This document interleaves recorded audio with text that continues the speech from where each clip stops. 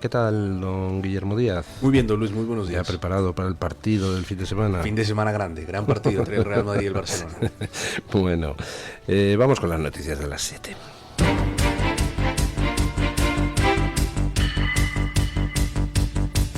Luis del Pino es Radio Libertad. Hola, muy buenos días y cordial saludo para todos. Comenzamos con la información de este viernes 24 de octubre, contándoles que la presión de las cloacas del PSOE decantó la decisión de José Luis Ábalos de cambiar de abogado. Como cuenta Isaac Blasco en Voz Populi, una reunión del exministro el pasado 8 de octubre con la abogada de Coldo García y otros 4 misteriosos letrados decantó su decisión de renunciar a la defensa de José Aníbal Álvarez y reemplazarla por Carlos Bautista. Fuentes jurídicas vinculan a los abogados asistentes al brazo legal de las cloacas del PSOE encabezado por Jacobo Teijelo, quien participaba en la defensa del exsecretario de organización Santos Cerdán en prisión provisional desde el 30 de junio. Las tensiones entre Ábalos y Aníbal Álvarez habían aumentado por la negativa del exministro a renunciar al escaño a propuesta de su abogado. La resistencia fue sobre todo económica, preguntando de qué iba a vivir sin el sueldo como diputado.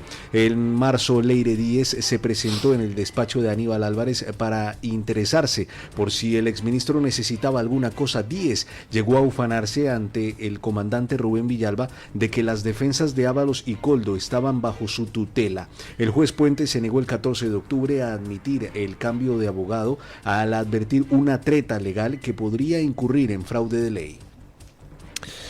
Bueno. Interesante esta información de Isaac Blasco en Voz Populi, porque Isaac Blasco tiene buena información. Resulta que Ábalos tenía un abogado no vinculado al Partido Socialista y tenía otro abogado sí vinculado al Partido Socialista, que era Jacobo Teijelo.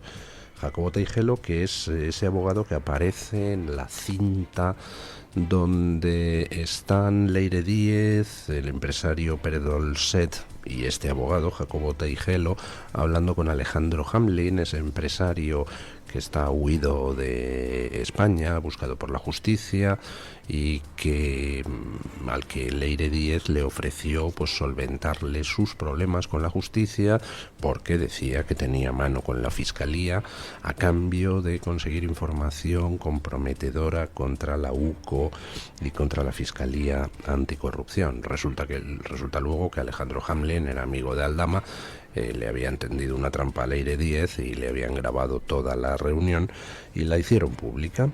Bueno, Ábalos tenía a ese abogado que aparece en esa cinta y a otro que no estaba vinculado al PSOE.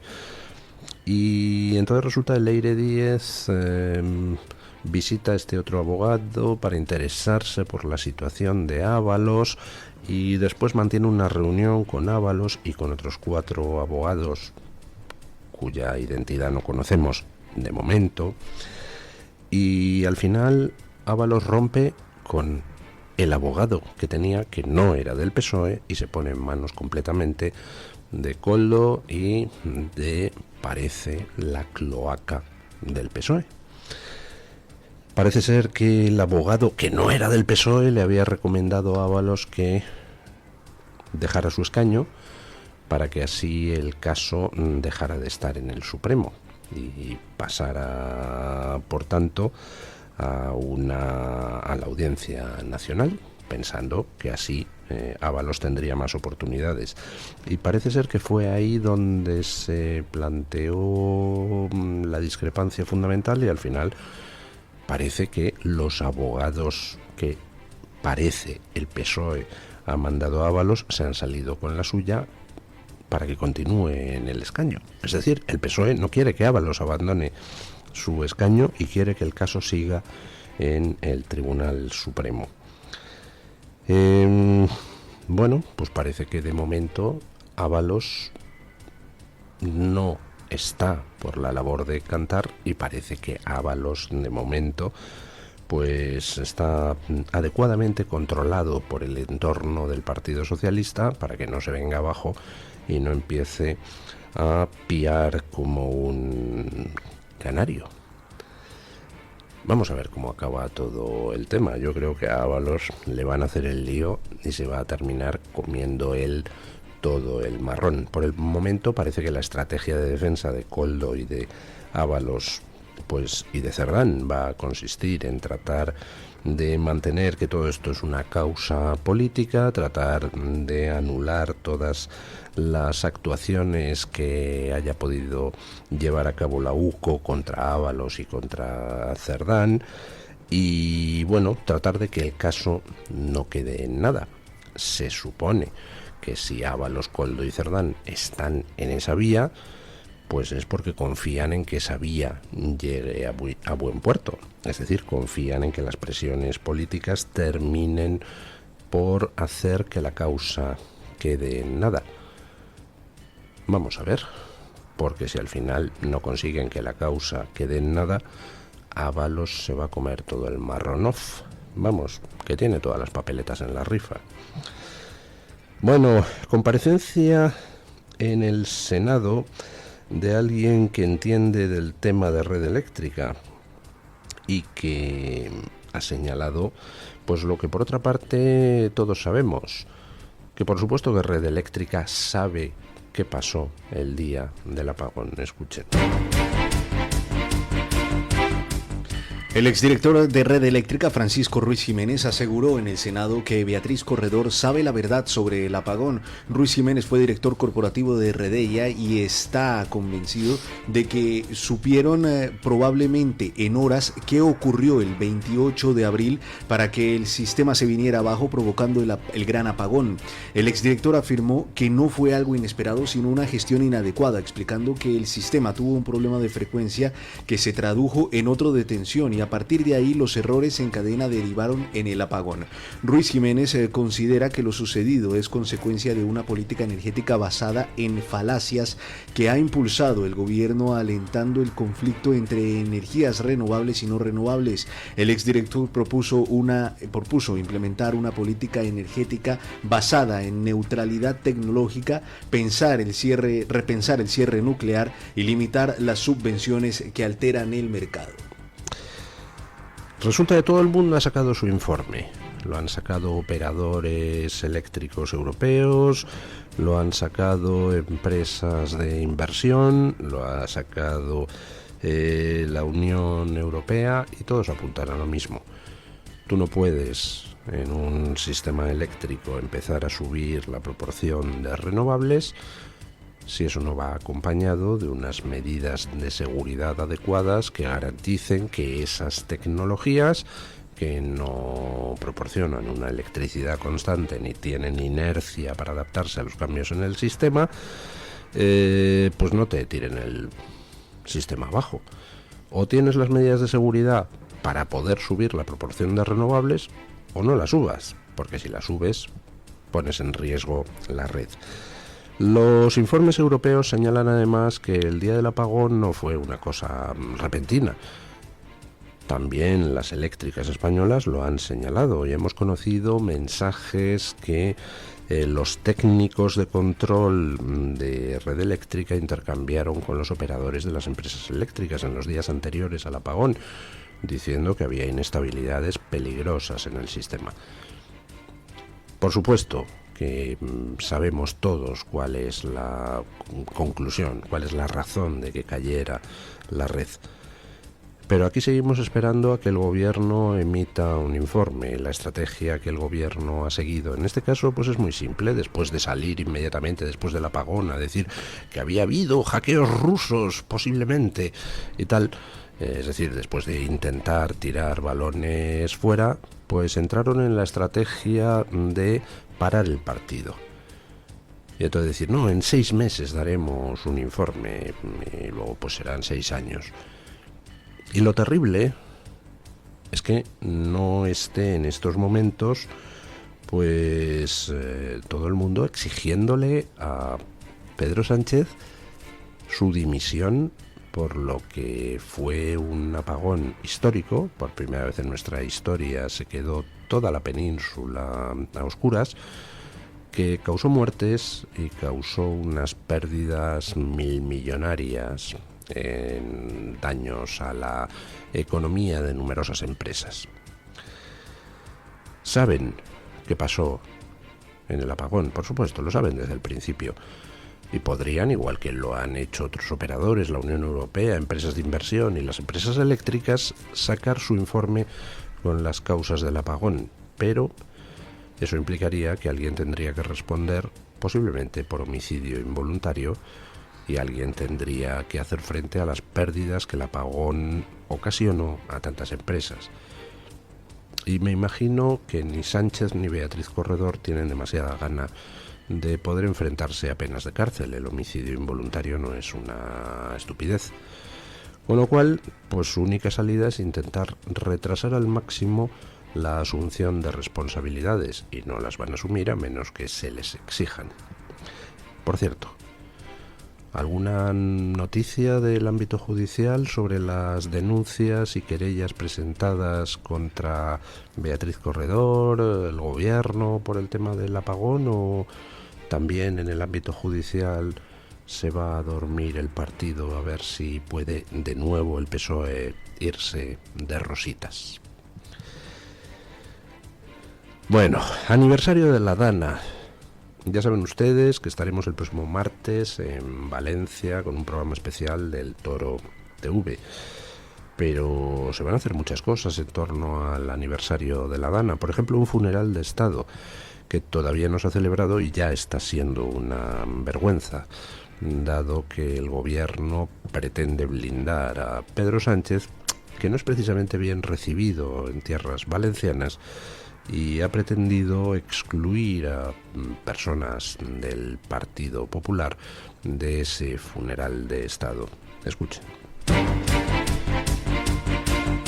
El gobierno blindará a Pedro Sánchez en el funeral de las víctimas de la Dana un año después de su huida de Paiporta. El Ejecutivo ha organizado un funeral laico de recuerdo para el 29 de octubre en el Museo de las Ciencias Príncipe Felipe de Valencia a las 6 de la tarde. Pedro Sánchez no acudió a la misa por los fallecidos que se ofreció en la Catedral de Valencia el 9 de diciembre de 2024 y encabezará ahora la comitiva de una ceremonia a la que acudirán las principales autoridades del Estado. La convocatoria no cita expresamente a sus majestades los reyes, que se han volcado con los valencianos en 10 visitas hasta la fecha. Sánchez no ha vuelto a pisar la zona cero tras su huida de Paiporta, donde se marchó ante las protestas de los damnificados, dejando a sus majestades y al presidente de la Generalidad. El gobierno ha blindado el acto, dejando la cobertura en manos de Radio Televisión Española y también de la agencia EFE, estableciendo un área institucional separada de la prensa. Acudirán un máximo de 4 familiares de cada una de las 237 víctimas mortales con invitación personal. La cita viene marcada por la controversia tras tratar el gobierno de que Carlos Mazón no asistiera pese a haberlo invitado, aunque el presidente regional acudirá al funeral. El Partido Socialista, en esto como en el apagón, pues ha intentado desviar las responsabilidades. Si hay un responsable máximo de lo que sucedió antes, durante y después de la Dana, se llama Gobierno de España. Antes de la Dana, porque no se hizo lo que tendría que haberse hecho para evitar las consecuencias destructivas de cualquier riada. No se cambiaron las leyes que impiden limpiar los cauces de ríos y barrancos, no se construyeron las infraestructuras hidráulicas que hubieran impedido que esto sucediera. Durante el día de la Dana ni la EMET ni la Confederación Hidrográfica del Júcar alertaron de la que se estaba montando en el barranco del Pollo. Y después de la Dana, Sánchez tardó al menos 3 días y medio en enviar ayuda masiva a Valencia. Todo eso es un comportamiento, a mi juicio, criminal. De nuevo nos encontramos con que la justicia ayuda al gobierno de Sánchez a tratar de desviar el foco y de no asumir sus responsabilidades. A mí me parece que la instrucción que está llevando a cabo una juez en Valencia es escandalosa. Escandalosa por lo sesgada, por lo unidireccional. Se está centrando el foco en Mazón, pero lo curioso es que lo hace con el aval de la Audiencia Provincial. Me he molestado en ver quiénes son los miembros de ese órgano judicial que ayer le exigió a la juez de la Dana que interrogue a la periodista que comió con Mazón el día de la Dana. Resulta que es interesante interrogar a la periodista que comió con Mazón el día de la Dana, pero Sánchez sigue sin hacer público su listado de llamadas de aquel día y la justicia sigue sin preguntarle a Sánchez dónde demonios estaba, con quién estaba cenando en aquel momento en la India. Eso no es importante, pero con quién comió Mazón sí. Los componentes de este órgano judicial, de la Audiencia de Valencia, que parece que, en fin, apoyan a la juez de la Dana en esa investigación unidireccional, pues son 6, 3 de los cuales son, entre comillas, progresistas, 2 conservadores y 1 que no he logrado averiguar qué es. Vamos, que igual que sucede en Estados Unidos, aquí en España la justicia ha sido convenientemente infiltrada por la ideología y nos encontramos con que al final siempre todo se traduce en lo mismo. Mueran 150.000 personas en la pandemia, el PSOE se va de rositas. Mueren en la Dana 200 y pico personas, el PSOE se va de rositas. Se producen unos incendios brutales en España y se demuestra la descoordinación total del gobierno con las comunidades autónomas. El PSOE se va de rositas. Siempre es lo mismo y creo que ya va siendo hora de meter mano a lo que es la infiltración progre en la justicia. En el funeral de las víctimas de la Dana, por supuesto, el gobierno no ha tenido... Bueno, para empezar, ¿qué es eso de un funeral laico?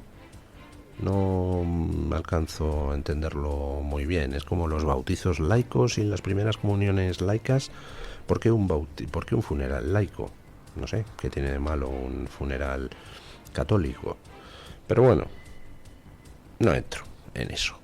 El caso es que ese funeral organizado por el gobierno, bueno, para empezar, ¿por qué lo tiene que organizar el gobierno? En eso las competencias ¿de quién son? ¿De la Generalidad de Valencia o del gobierno? Ahí son del gobierno. Bueno, vale, admitámoslo. Pero en ese funeral, por supuesto, no podían dejar de invitar a Mazón. Lo que pasa es que por debajo, pues le hicieron llegar mensajes de que no querían que fuera. No, Mazón, supongo yo, le entraría por un oído y le saldría por el otro. Luego no invitaron ni a Feijóo ni a Tellado del Partido Popular. Ha tenido que ser el Congreso quien le curse una invitación a Feijóo para que Feijóo vaya. Sí que, sin embargo, habían invitado a otros miembros del Partido Popular, como por ejemplo al presidente de la Junta de Andalucía, Juanma Moreno. Y para terminar, pues conceden a Televisión Española, es decir, al PSOE, y a la agencia EFE, es decir, al PSOE, el control de la información de lo que suceda en el funeral. Vamos, que quieren atar todos los cabos para evitar que ese funeral se convierta en un boomerang contra Pedro Sánchez, como se convirtió en un boomerang la visita a Paiporta. No sé, pero vamos, me parece que empieza con mal pie el funeral laico por las víctimas de la Dana. Vamos a ver en qué para todo esto. Pero lo que sí me gustaría señalar es que, a pesar de la campaña unidireccional contra Mazón desde la justicia, a la que parece que Feijóo tampoco pone demasiados reparos, porque ya saben ustedes que Mazón y Feijóo no se llevan mucho.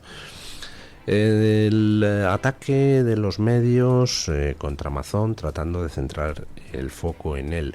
Las movilizaciones callejeras, que al final han resultado un fiasco, pero donde pues desde Cataluña se envían autobuses para manifestarse contra Mazón, debe de ser porque en Valencia no encuentran quien se manifieste. A pesar de todo eso, pues me he molestado en entrar a ver cómo van las encuestas en Valencia. Y resulta que las encuestas en Valencia, en los últimos tiempos, lo que reflejan es que Vox está subiendo, Mazón está subiendo, y el Partido Socialista no. Y los socios del Partido Socialista de Compromís están bajando. Vamos, que no está saliendo la campaña contra Mazón. Y ojo, que no estoy diciendo que Mazón no tenga sus responsabilidades. El día de la Dana aquello fue un carajal y el gobierno valenciano tampoco estuvo a la altura. Pero hay una diferencia. Una cosa es no estar a la altura, una cosa es verse desbordado por las circunstancias y otra cosa es tener un comportamiento, a mi juicio, criminal. Como por ejemplo retrasar 3 días y medio la ayuda a los valencianos. Eso, a mi juicio, es un comportamiento criminal y eso no lo hizo Mazón, eso lo hizo Pedro Sánchez.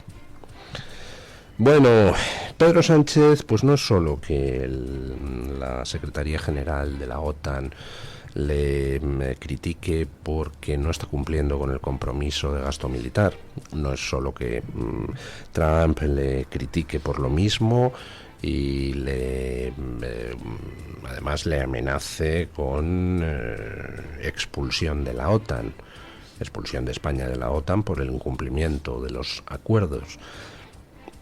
Es que en el Senado americano ayer el presidente de la Comisión de Exteriores del Senado le pegó una somanta de palos a Pedro Sánchez brutal. Escuchen.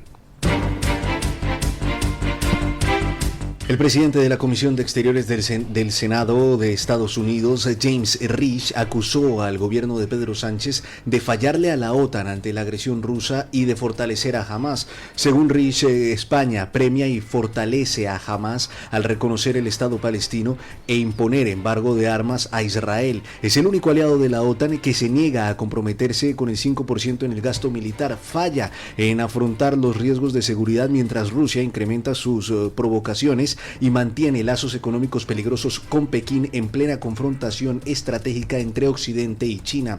Por otra parte, el presidente de Estados Unidos, Donald Trump, presionó.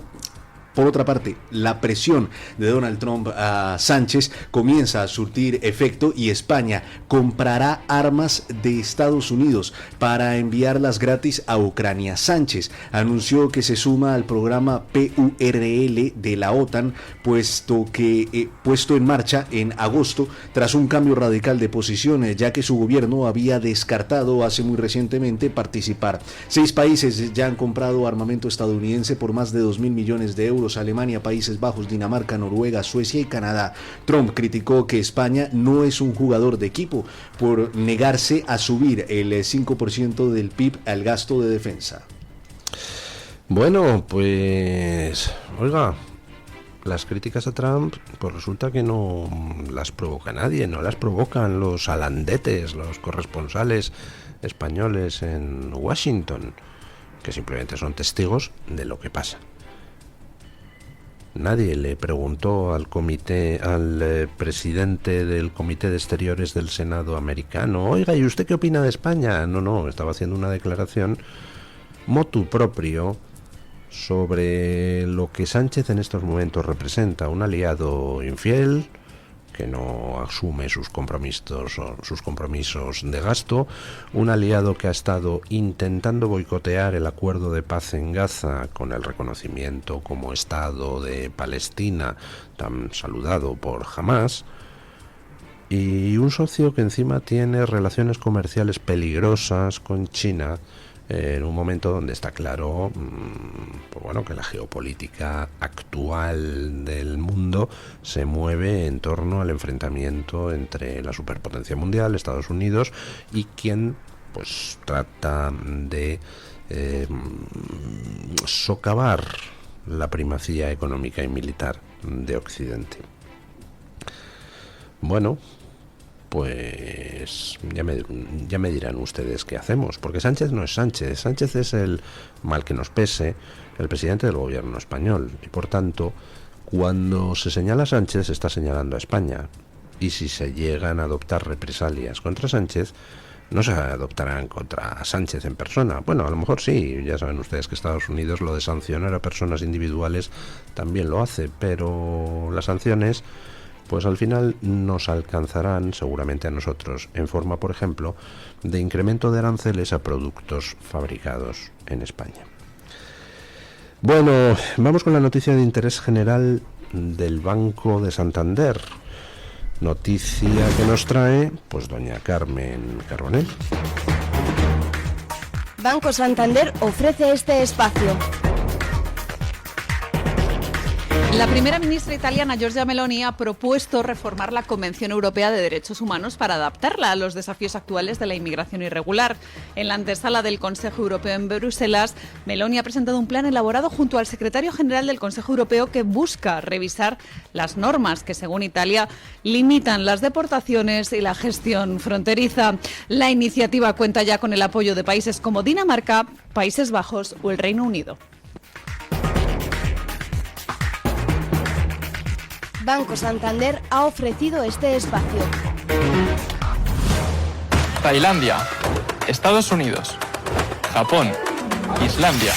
Hola, soy Plex. Si algo me apasiona es dar vueltas, sobre todo al mundo. He dado tantas vueltas que he estado en más de 60 países. Pero a lo que no le doy ni una vuelta es a cómo conseguir el nuevo iPhone 17. Ven ahora al Santander y podrás disfrutar del nuevo iPhone 17 con renting desde 0 euros al mes. Consulta condiciones en bancosantander.es. Promoción válida hasta el 14 de enero de 2026. Santander, es el momento. No le des más vueltas.